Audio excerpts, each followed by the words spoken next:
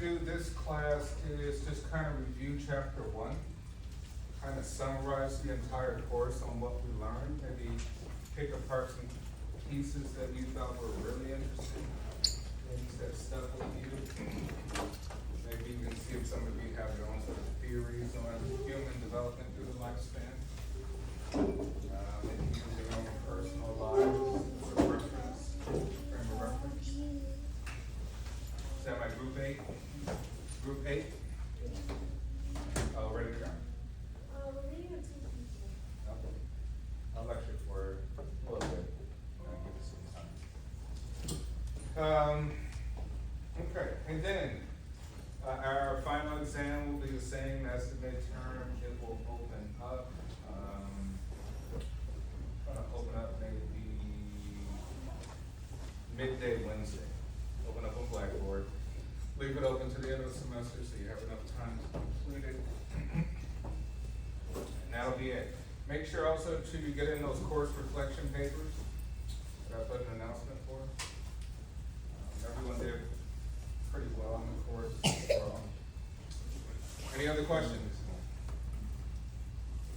So we have 2 new students in our class at the beginning of human lifespan development. Right? They didn't show up, so it's the only time they showed up, so they're going to get it out. Completely failed the course. All right. Hey, so what is something that really stuck out to you from the course? Like, what is something, a theory, or a particular phase of development that really kind of stood out for you, and why? What's something that you remember that you could take away? Is there anything in particular? Yes. I guess like parenting styles, because the way you were raised can like influence how you behave later on in your own like way of interacting with others. Yeah, absolutely. Hey, personally, I'm a big time Freudian. I truly believe that we're just giant kids, right? Physical bodies we're larger, but we are really essentially children, and how we were raised as children is really what you're reflecting into the world, right? So if you meet someone and they have trauma, right, and you say, hey, I can't understand what's wrong with this individual, they're toxic, they're this, they're that. If you want the true answers, you have to go back to the childhood, right? That person has to open up about their childhood. You will probably be thinking like, no, this is recent. Whatever they went through happened like a couple years ago. You're like, no, it could. I'm not saying that they're not outliers, but predominantly, who we are is a reflection of our upbringing. Parenting styles is probably one of the most important things. Anything else that stuck out? Piaget, Vygotsky, Erickson.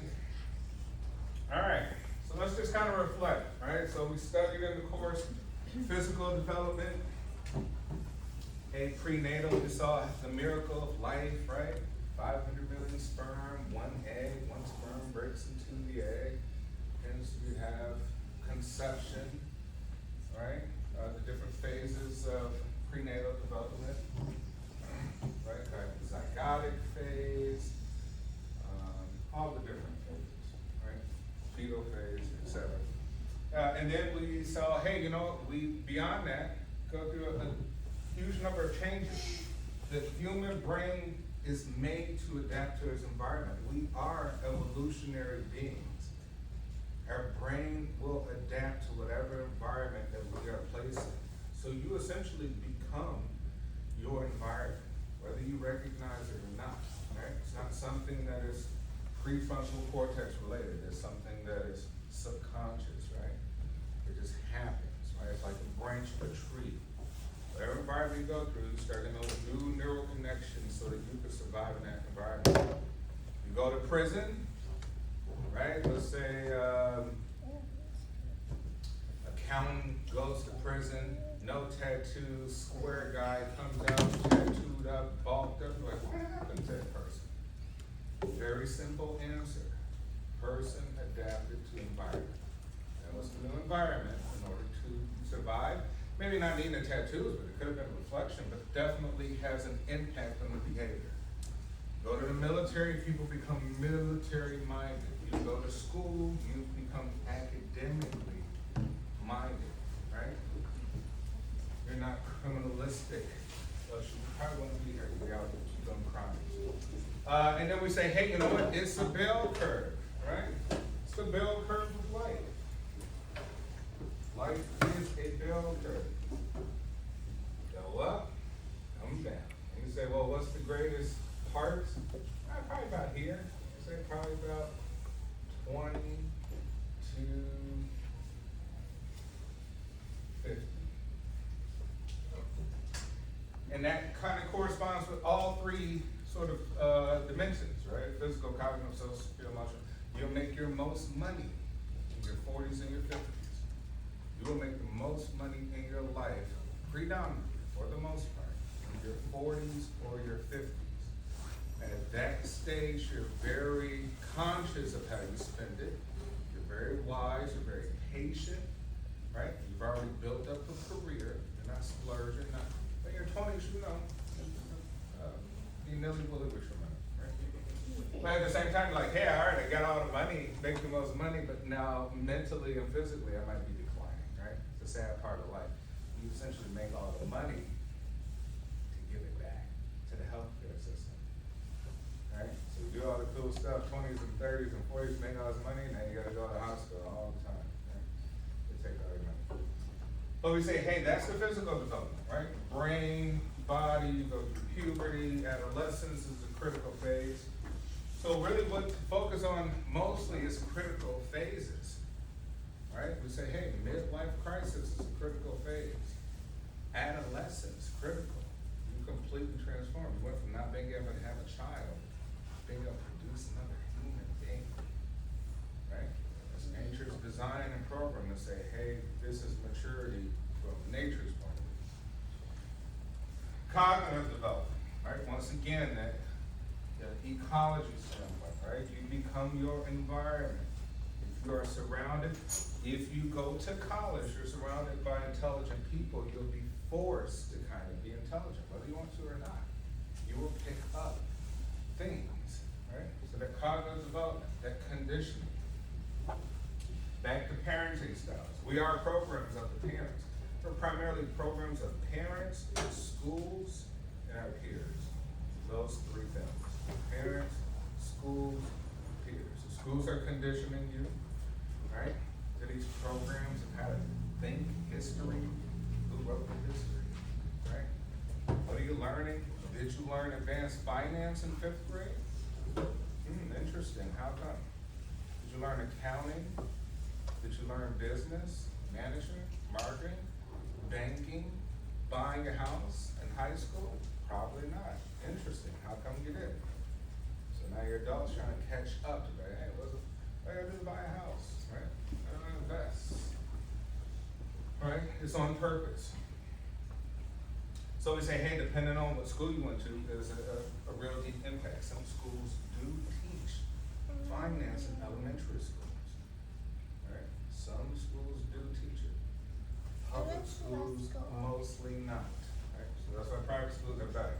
Anything public usually sucks. Remember that, right? Or just say poorly managed. So private is usually best. Socio-emotional development, right? Human being is a social animal. If you go off into the state of Montana and live in a cabin, there's a good possibility you would shorten your lifespan by about 5 to 7 years. Like, how is that possible? Well, we just said environment shapes the brain, and the brain functions to send messages to the cells. And if the message is there's nothing to do here socially, since we're designed to be social creatures, your cells begin to die. You have to socialize, right? You have to. That's why things like prison, you know, they say, oh, it's rehabilitation. It's not. It's not. What's the environment? You become a better criminal, right? You learn how to make ingenious weapons and learn how to kill people very quickly, right? Not good. So social emotional development, right? How our parents foster that. How we've been taught to be resilient to outside forces. How we've been taught to regulate emotions. Right? Those who are easily triggered, those who are easily aggressive, have no real perspective. That's why I say the most dangerous person in the world is the person with nothing to lose. It's the most dangerous person with nothing to lose don't care. I got children, right? So even somebody back in the day, I'd probably fight, but if I'm like, nah, I gotta go to work tomorrow, I gotta take care of kids, right? House, I wanna travel somewhere, because I got stuff I wanna do, right? Person with nothing to lose, don't care. So remember that. If you go in certain neighborhoods, bad neighborhoods, you're like, man, why are people like this? They don't have anything. So it's not really them. It is partially them, but let's just say it's partially systematic and environmentally systematic. If you were in those neighborhoods too, you'd be angry too and upset and aggressive. Okay. All right, so we said, what else do I just want to mention? All right, so what do we remember about Piaget? What were some of Piaget's sort of phases? Anyone remember Piaget? Anyone can remember any phase, one phase of Piaget? All right, remember about just four phases. Sensory motor, right? As a baby, you learn through touching, right? The senses, hearing. You don't have abstract thinking to formulate theories and hypotheses, right? Pre-operational. You're a small child, you're learning things. You can learn things outside of just sensations, but it's probably mostly physical learning. Concrete learning, right? Once you get into high school, you're like, yeah, I can do math. Math is a concrete discipline. 1 + 1 = 2. Multiplication, algebra, calculus, etc. And then we say formal. Formal is all of us, right? Formal operations. We can kind of do all of the above, including abstract thinking. We can think creatively, find new ways to do things. Erickson. Anybody remember Erickson? Yeah. No. Remember, Erickson Hayes says trust, mistrust. Kind of about 4 stages too, right? Erickson says that if you don't build the trust up at the beginning, you will not trust people for the rest of your life. If you don't trust your parents to be there, you will not trust a partner in a relationship later on. It doesn't work that way, right? You won't trust the world. Hence, you kind of won't trust yourself. That leads to the next thing, right? Kind of shame versus guilt, doubt.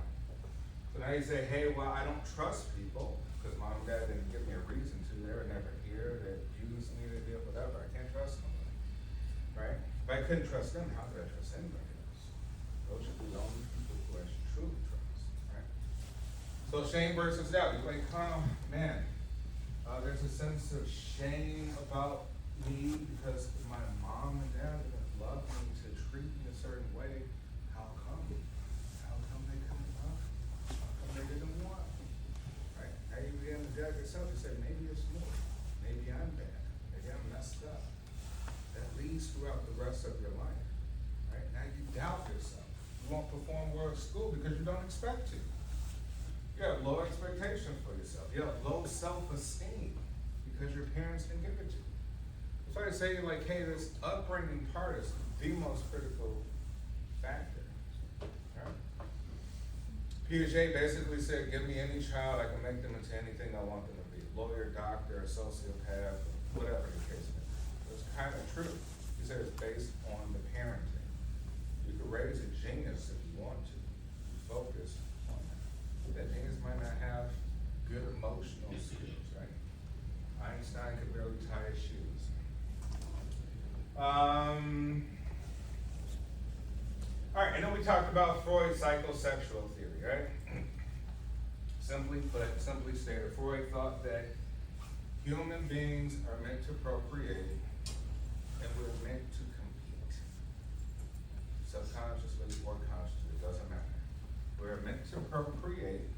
That's the ultimate goal, is to create the next generation, right? And we're meant to compete. Right? He says, with that being said, men particularly, how we compete is through dominance, right? Men with this masculinity, with this testosterone, want to control others. Dominance through power, right? Females, on the other hand, want to raise children, be protected, and feel secure, right? Feel secure. Security is important. Protection is important, especially in a scary world with a bunch of scary, dominant men, right? Imagine we didn't have laws or anything to protect us, and this is back in the day. There's some vulnerable people, right? Females. Who's gonna protect them, right? So Freud says, hey, when you think about that, when you think about everything you're trying to do in life, truly, if you meet someone, Freud says subconsciously, if you want to date them or make them or bond with them some way, there's always that sexual drive. It's subconscious. He says it's not a conscious thing that you're always thinking about, right? Not like you're some pervert or something. But he always says that there is a subconscious level there. Our life force, which is this force that moves us through to create life, right? It's the most powerful thing. More than $1 billion can't substitute for that. Because we wouldn't be here, right? If that was the case. Oh, so Freud says, hey, you know what? Life force, great. This life force is your drive. The more of a drive you have, the greater life force you have. Drive is motivation. Drive is through that competition. So those who reach the top of the ladder have an extreme life force. Nothing stands in their way of their sort of conquering. Therefore, he says we have something called Thanatos, death force. He says some people move towards their own death. They have a drive for death. If you see out in the environment, people just doing reckless behavior, antisocial personality individuals, really, they're operating in a way that's driving them towards their own death. They kind of care less about life. We're like, well, that's good because they do reach the top. Presidents, senators, congressmen, CEOs, they reach the top farther than any of us that care, right? Because they live by a certain code, which is those that care don't matter. Those that matter don't care. Right? And essentially in this world, going back to Freud, through this competition version, that is very important. We don't like it, it doesn't sound really good. Unfortunately, it doesn't sound good. It's not some sort of utopian society kind of mantra. Okay. Well, let's do this. Group 8, I'm not sure when your people are showing up, so let's just come up here, let's wrap that up, and then we can get out of here.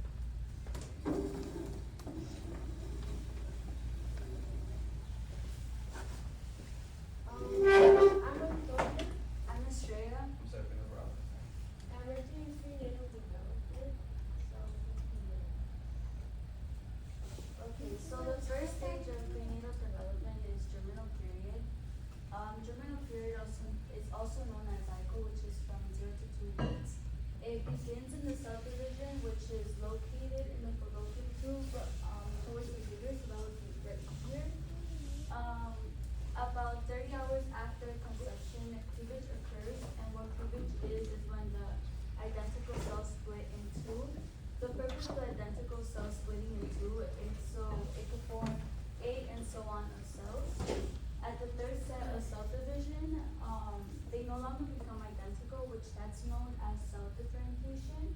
And then any of these cells may become a person or even a set of twins. Once about 72 hours after fertilization, cell differentiation begins, which starts from 16 to 72 cells, to 32 cells, I'm sorry. Then blastocyst occurs 4 days in the organisms, which starts 60 to 70 cells, and then implantation begins from day 6 and it's completed by day 11.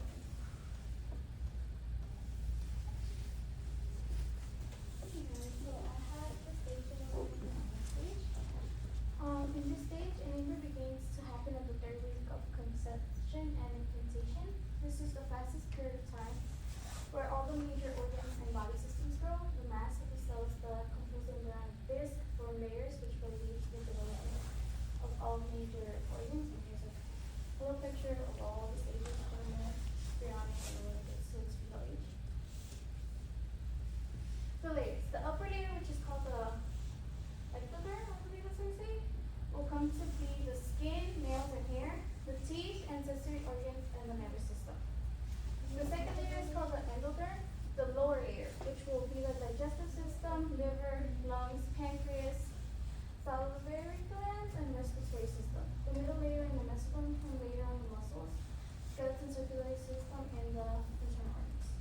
Here you can see the 3 layers, the mesoderm in the middle, endoderm, the bottom, and the embryo development. These support structures begin to form protecting, provide nourishment, and remove waste. Amnion. This is the membrane that holds amniotic fluid. This surrounds the temperature regulation, cushioning, and protection from shocks. The placenta is a principal organ of exchange between the mother and the organ that is developing. This contains in tissue from both the mother and the embryo, and once it finishes forming, it will take a role of a filter, which means it will enable the exchange of nutrients, oxygen, and waste through the umbilical cord. Alright, that's me. So I'm doing the fetal stage, and that's the 2nd and 3rd trimester. I'm gonna give you guys a little bit of a refresher of what goes on in the first 12 weeks. So during week 5, we have the heartbeat. During week 6, you have brain waves, and then during week 8, the zygote couldn't officially feel pain. So now that we know what happened there, let's talk about mom. So the side effects of pregnancy start to diminish during the 2nd and 3rd trimester. And some of the most common side effects are swelling, but probably the most uncomfortable one is morning sickness. So during the 2nd and 3rd trimester, the mom starts to feel a little bit better because she isn't vomiting in the morning. And then according to the Cleveland Clinic, this is the growing stage of pregnancy. So there's an increase in blood flow, influx of hormones, and the hair does not shed. So because of this increase of hormones, kind of like puberty, the sebaceous glands are activated. So one has like a nice oily skin, but for some women, this means that they start to break out. So there's positive and negatives to that. And then increased blood flow means that the woman usually tends to look a little bit rosy. So she doesn't look anemic or pale, and that's always a plus. And then the hair does not shed, so her hair looks nice. And now we're going to talk about weeks 9 to 12. So the taste buds, teeth, are beginning to form. You have the arms, hands, fingers, toes, and genitals, but it's still too early to tell if it's a boy or a girl. And then you have the organs, limbs, bones, circulatory, urinary systems are working. And then there's this little medal that like shows the baby's feet at 10 weeks if you guys want to pass it around. And then you have weeks 13 to 20. Your vocal cords are forming, the skin thickens, and we have our own individual fingerprint. We start to react to light and sound, which means that the fetus can start to actually recognize its mother's voice. And then the sleep cycle has been determined, and the 5 senses develop their place in the brain. Then you have weeks 21 to 27. You might say, why is there a cabbage on the screen? That's because that's approximately how big the baby is at that point. So at this point, the baby can survive in the ICU at week 23. At 24, the lungs are fully developed. And then at week 26, it produces melanin and surfactant, which are both crucial hormones.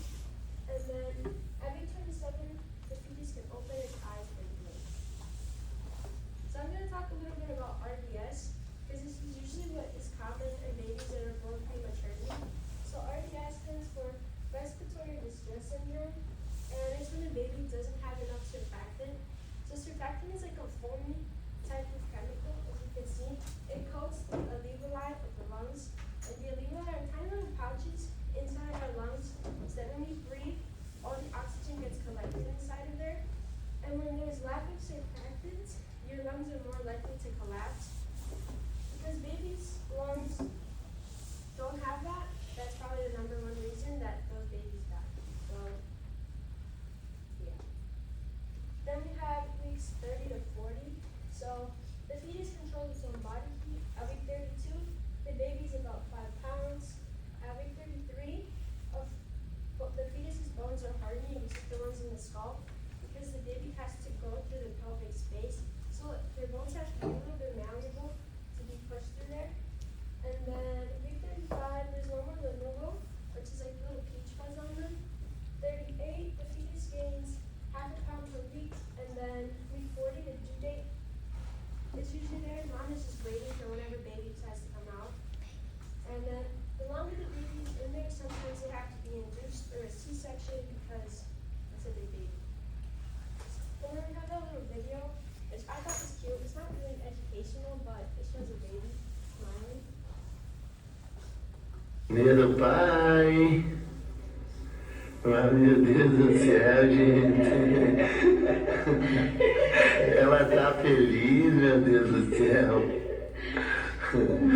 Bebê.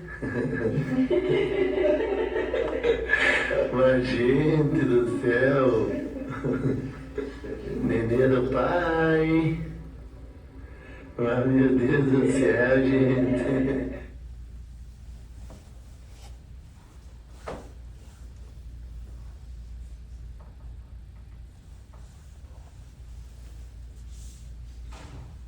I cover nutrients during the prenatal period. These are nutrients needed for a healthy and necessary pregnancy.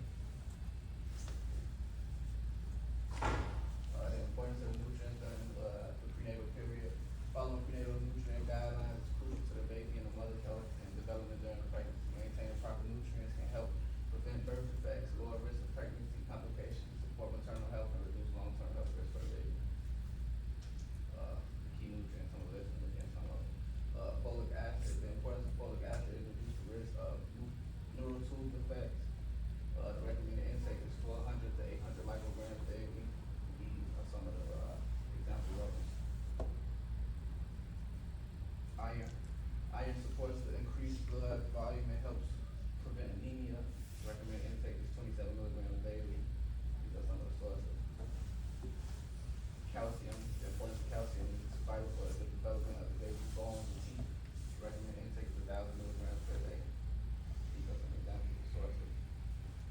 Vitamin D. The importance of vitamin D contributes to calcium absorption and bone health. Recommended intake is 600 international units per day. Some sources, an example. Omega-3 fatty acids or DHA. The importance of this supports the baby's brain and eye development. Recommended intake is 200 to 300 milligrams daily. These are some examples of sources. Protein. The importance of protein is supports the growth of fetal tissues, including the brain and maternal breast and uterine tissue growth. The recommended intake is around 71 grams per day. These are some examples of sources. Fiber. The importance of fiber helps prevent constipation and common issues during pregnancy. That's for a mother. The recommended intake is 25 to 30 grams per day. Sources an example. Water. The importance of water helps with digestion and forms amniotic fluid and supports increased blood volume. Recommended intake is 8 to 10 cups, 64 to 80 ounces a day. Alright, here's some questions here.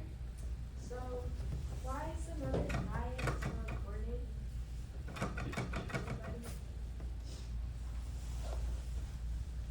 Alright, well, just as you said, it's important for the baby's development, right?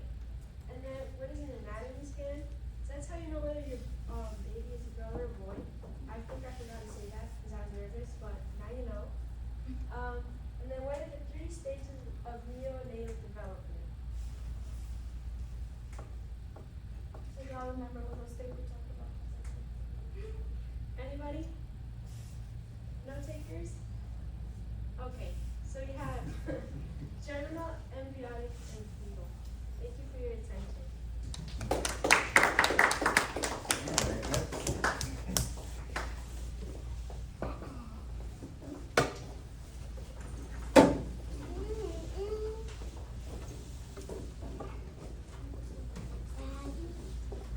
Alright, wraps up pretty much everything.